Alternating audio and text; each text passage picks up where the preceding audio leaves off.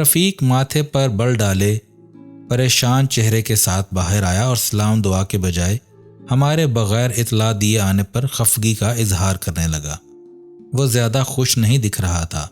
कहने लगा, आपको नहीं आना चाहिए था। अस्सलाम वालेकुम, मैं हूं मोहम्मद अजीम और आप देख रहे हैं चैनल फन पारे। चैनल को अभी तक अगर आपने सब्सक्राइब नहीं किया तो सब्सक्राइब कर लीजिए और अगर वीडियो पसंद आए तो लाइक और शेयर भी ज़रूर कीजिए। शाम ढले रफ़ीक घर वापस आया तो तेवर कुछ बदले बदले से थे। रफ़ीक पुत्र, मुझे और तेरी माँ को कुछ बात करनी है तुझसे, मैंने कदरे गमगीन लहजे में कहा। जी मैं जानता हूँ आपको क्या बात करनी है। मिसेस जलाल मुझसे ही एड्रेस लेकर आई थी आपके पास, रफ़ीक बोला। तो क्या तुझे पता था कि वो आ रही हैं और तुमने हमसे ये तक छुपाया कि तुम निकाह कर चुके हो? हमें किस चीज़ की सज़ा दे रहे हो रफ़ीक? सफ़िया ने रफ़ीक से शिकवा भरे लहजे में कहा। देखो अम्मा, मैंने पहले ही कहा था कि मैं किसी भी कीमत पर शकीला को हासिल करके ही रहूँगा। आप लोग अगर मेरी बड़े मकान वाली बात मान लेते तो शायद मुझे ये कदम ना उठाना पड़ता। चोरी निकाह हमने इसलिए किया क्योंकि इसके वालिदैन इस शादी पर राज़ी ना होते। वो मुझे दामाद की हैसियत में कबूल करने को तैयार हैं, अपनी बेटी की खातिर कुछ भी करने को तैयार हैं। देखो अम्मा, हम महंगे इलाके में घर नहीं दे सकते और इस घर में रहने पर शकीला और उसके माँ बाप कभी भी राज़ी नहीं होंगे। वो मुझे एक ही सूरत में कबूल करेंगे, अगर मैं शकीला के साथ इसके माँ बाप के दिए हुए घर में चला जाऊं। शकीला के वालिद मुझे अपने ऑफिस में जनरल मैनेजर की नौकरी देने को भी तैयार हैं। अच्छी खासी तनख्वाह है। मैंने कभी भी शकीला को इसकी दौलत की वजह से नहीं चाहा था, मगर अब अगर कुदरत इसके ज़रिए कोठी, अच्छी नौकरी और गाड़ी वगैरह का मौका फराहम कर रही है तो मुझे अपने ख्वाब पूरे करने दें। मैं माहाना एक माकूल रकम आपको देता रहूँगा और जैसे ही हालात कुछ बेहतर हुए तो आपको अपने साथ उस घर में ले जाऊँगा। देखिए, इनकार मत कीजिएगा, बल्कि इस बात पर गौर करें। मुझे जवाब हाँ में ही चाहिए। रफ़ीक बस बोलता ही चला गया। आसान लफ्ज़ों में नौकरी, कोठी और आसाइशों के लालच में वो बखुशी घर दामाद बनने को तैयार था, या दूसरे लफ्ज़ों में अपनी कीमत लगवा कर खुद को बेच डाला था उसने। रफ़ीक, इंसान को ऐसी ख्वाहिशों के पीछे अपना आप बेचना नहीं चाहिए। ज़िंदगी के बेहतरीन असूलों पर समझौता नहीं करना चाहिए। मैंने हमेशा तुझे दिन रात एक करके हलाल खिलाया है, तेरी हर ज़रूरत को पूरा किया है, मगर तू इतनी आसानी से कैसे बिक गया? मैंने और सफ़िया ने बहुत समझाया, बहुत दलीलें दी। सफ़िया ने हाथ तक जोड़े, मगर रफ़ीक अपनी ज़िद पर कायम रहा। बस यही कहता रहा, मुझे मेरे ख्वाब पूरे करने दें, वक्त आने पर आपको भी साथ ले जाऊंगा। फिर एक दिन तमाम तर मोहब्बतों और कुर्बानियों को रोंदता हुआ, हमारे अरमानों का गला घोंटता हुआ रफ़ीक अपने ख्वाबों की तकमील में हमें छोड़कर चला गया। बहुत रोए थे मैं और सफ़िया। सब जानते हुए भी मैं सफ़िया को झूठी तसल्लियाँ दे रहा था कि वो आएगा और हमें भी अपने साथ ले जाएगा एक दिन। 5-6 माह तक महीने के आखिरी दिनों में रफ़ीक घड़ी दो घड़ी आता, कुछ खर्चा देता और झूठी तसल्ली और सब्ज़ बाग दिखाकर चला जाता।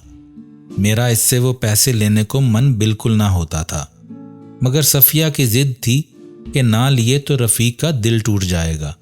मैं हमेशा इसका दिल रखने को वो रकम ले लेता, मगर ना जाने क्यों मुझे रत्ती भर भी खुशी ना मिलती। अगले माह रफ़ीक तो ना आया, मगर एक ड्राइवर के हाथ एक ख़त और पैसों का लिफाफा भिजवाया उसने। लिखा था, मेरी मसरूफियात बहुत बढ़ गई हैं, दिन रात मेहनत कर रहा हूँ। शकीला के वालिद ने मुझे इस्लामाबाद वाले दफ्तर की जिम्मेदारियाँ सौंप दी हैं, जिसकी वजह से मुझे यहाँ से शिफ्ट होना पड़ रहा है।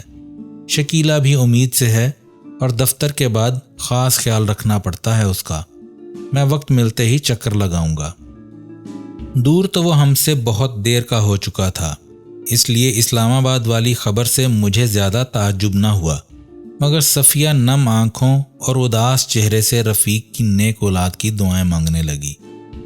चंद माह ड्राइवर के हाथ पैसे भेजवाने के बाद एक दिन रफ़ीक मिठाई का डब्बा लिए खुद आया और बेटे की पैदाइश की खुशखबरी सुनाई। हमने ढेरों दुआएं दी, صفیہ اپنے پوتے کو دیکھنے کے لیے سخت بے چین تھی۔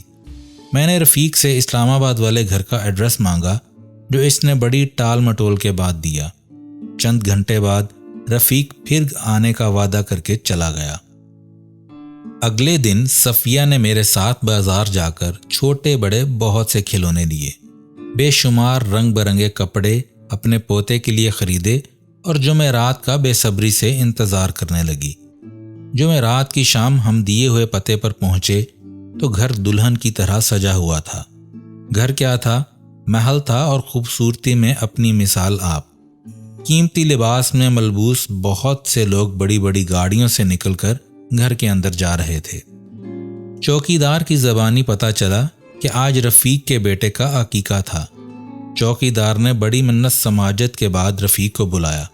دراصل اسے یقین نہیں آ رہا تھا کہ ہم رفیق کے والدین ہیں۔ رفیق ماتھے پر بل ڈالے پریشان چہرے کے ساتھ باہر آیا اور سلام دعا کے بجائے ہمارے بغیر اطلاع دیے آنے پر خفگی کا اظہار کرنے لگا۔ وہ زیادہ خوش نہیں دکھ رہا تھا۔ کہنے لگا، آپ کو نہیں آنا چاہیے تھا۔ آپ نہیں جانتے کہ شکیلہ کے ماں باپ کو یہ بات بہت ناگوار گزرے گی۔ یہ کہہ کر وہ ہمیں رکنے کا اشارہ کر کے خود اندر چلا گیا۔ اس کو شرم نہیں آتی؟ ایک تو ہمیں عقیقے کی تقریب سے بے خبر رکھا اور پوتا دیکھنے پر پابندیاں لگائے گا یہ۔ چلو صفیہ، ہم نہیں رکیں گے یہاں۔ صفیہ نے میرے غصے کو بھانپتے ہوئے مجھے ایسا کرنے سے روکا۔ اب اتنی دور آئے ہیں، اپنے پوتے کو کسی بھی قیمت پر دیکھ کر ہی جائیں گے، صفیہ نے پرعزم انداز میں کہا۔ کچھ دیر بعد رفیق آیا اور ہمیں اپنے پیچھے آنے کو کہا۔ وہ ہمیں کوٹھی کے عقبی جانب لے گیا اور ایک چھوٹے دروازے سے ہمیں کوٹھی کے اس حصے میں لے آیا جو کوٹھی کے مین حصے سے ذرا الگ تھلگ تھا۔ تھوڑے تھوڑے فاصلے پر کمرہ نما 3 کوارٹر بنے ہوئے تھے۔ اس نے ملازم سے ایک کوارٹر کا دروازہ کھولنے کو کہا۔ اماں، ابا، جب تک تقریب ختم نہیں ہو جاتی آپ کو ادھر رہنا پڑے گا۔ مناسب وقت دیکھ کر میں آپ کو بچے سے بھی ملوا دوں گا۔ میں آپ کے لیے کھانا بھجوا دیتا ہوں، رفیق نے قدر عجلت میں کہا اور کمرے سے نکل گیا۔ کچھ دیر بعد ایک ملازمہ کھانا لیے کمرے میں آئی۔ بھلی عورت تھی، کھانا پروس کر پاس رکھی کرسی پر ہی بیٹھ گئی۔ باتوں باتوں میں بہت سی ایسی باتوں کا پتہ چلا جو ہمیں آج تک پتہ ہی نہ تھیں۔ اس کی باتوں کے مطابق جلال صاحب لاہور کے نہیں بلکہ مستقل اسلام آباد کے رہائشی تھے۔ شکیلہ پڑھائی کے دوران یونیورسٹی کے ہاسٹل میں رہائش پذیر تھی اور نکاح کے بعد جب سے رفیق ہمیں چھوڑ کر آیا تھا اسی کوٹھی کے بالائی منزل پر گھر داماد بن کر رہ رہا تھا۔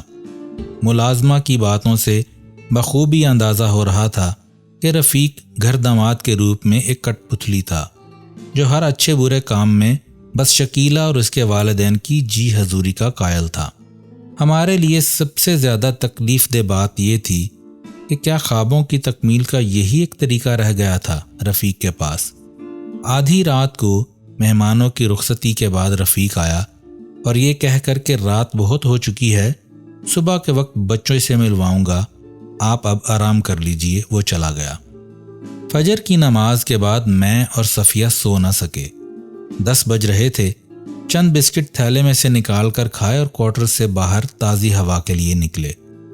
دیوار کے ساتھ بنی کیاریوں میں رنگ برنگے پھولوں کو دیکھنے لگے۔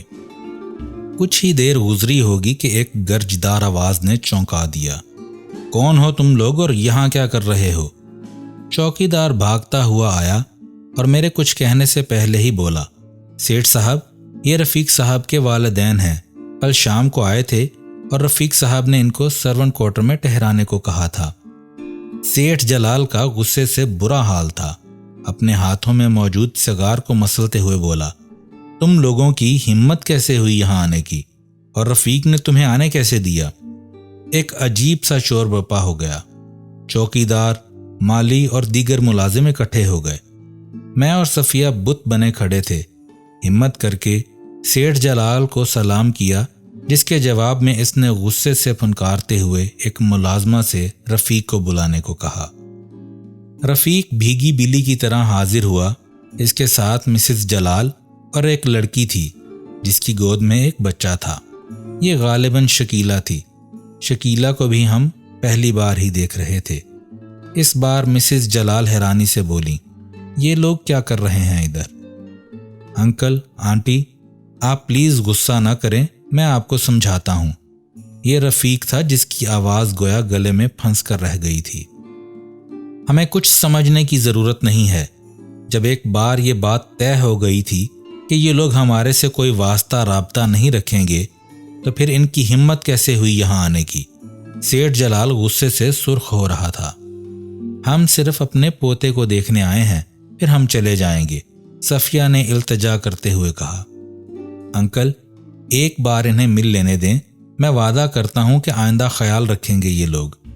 माँ बाप की बेइज्जती दूसरों से होते देखकर रफ़ीक पर ज़रा सा भी असर न हुआ, बल्कि वो तो उल्टा हम लोगों को ही इनकी नज़रों में मुजरिम साबित कर रहा था।